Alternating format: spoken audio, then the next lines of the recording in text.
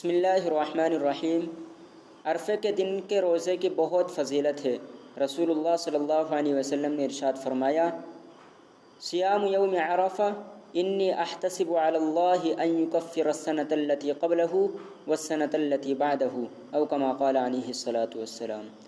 کہ مجھے اللہ تعالیٰ سے امید ہے کہ عرفے کے دن کا روزہ ایک سال کے پچھلے اور ایک سال کے اگلے گناہوں کا کفارہ ہو جائے۔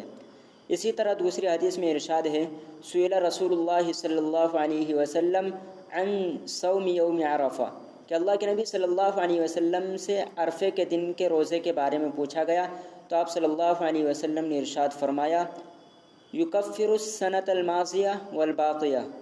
کہ ایک سال کے پچھلے گناہ معاف ہو جائیں گے اور ایک سال کے اگلے گناہ معاف ہو جائیں گے۔ اس طرح کے الفاظ آپ صلی اللہ علیہ وسلم نے ارشاد فرمائے۔ لیکن یہ یاد رکھنا چاہیے کہ عرفے کے دن سے مراد جہاں ہم ہیں اس دن کی 9